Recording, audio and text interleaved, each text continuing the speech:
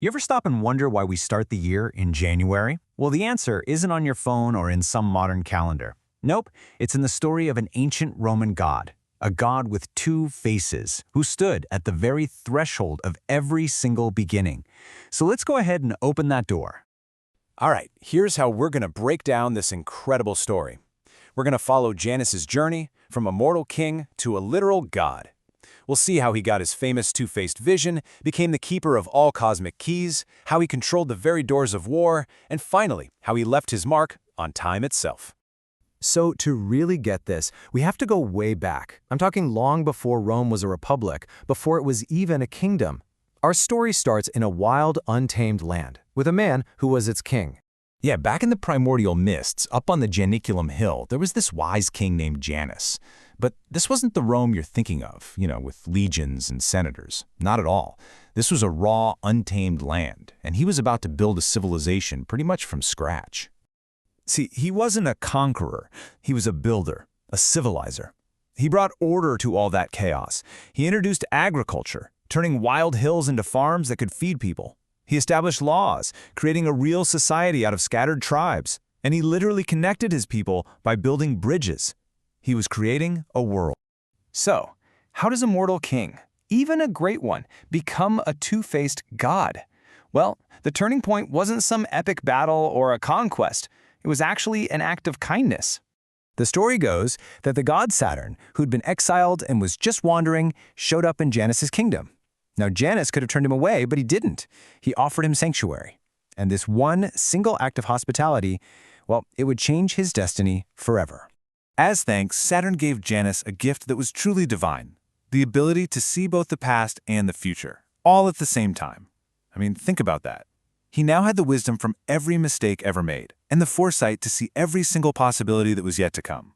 This is the moment a king became the master of thresholds. With this new power, Janus wasn't just a local king anymore. Oh no, he leveled up, ascending to this unique and incredibly powerful role in the heavens, a role totally unlike any other god in the Roman pantheon. He earned the official title Inator, which is just Latin for the doorkeeper. But he wasn't guarding some simple back door. He became the celestial guardian of all gates, all passages, and all thresholds, both in the heavens and right here on earth. And what's really crucial here is that he was a uniquely Roman god. There was no Greek version of him. He was often shown holding a key to literally unlock the future, and a staff to guide you on your way. He became the god of the in-between, the one who oversaw every transition you can think of, from the moment a child is born to the day you set off on a long journey. And if you want to know just how important he was, look at how they worshipped. To start anything, to make any prayer, you had to go through Janus first. In every single religious ritual, he was called upon before all the other gods, even before Jupiter, the king of the gods. Janus was the opening act for the divine. Now, this whole idea of him being a divine gatekeeper wasn't just some abstract concept. It had a very real, very powerful physical symbol, sitting right in the heart of Rome, in the Roman Forum itself. It was called the Janus Geminis. It was this small, freestanding bronze shrine with two doors. But this little building was so much more than that. It was basically a living symbol, a national barometer for the empire's most critical state, whether it was at war or at peace. The rule was simple, and it was absolute. When the gates of the Janus Geminis were open, it meant Rome was at war. This symbolized the god's protective power flowing out from the city to the legions fighting abroad. And when those gates were shut and bolted, it meant that Rome was, for a very rare moment, at peace. His doors were a literal reflection of the state of the empire.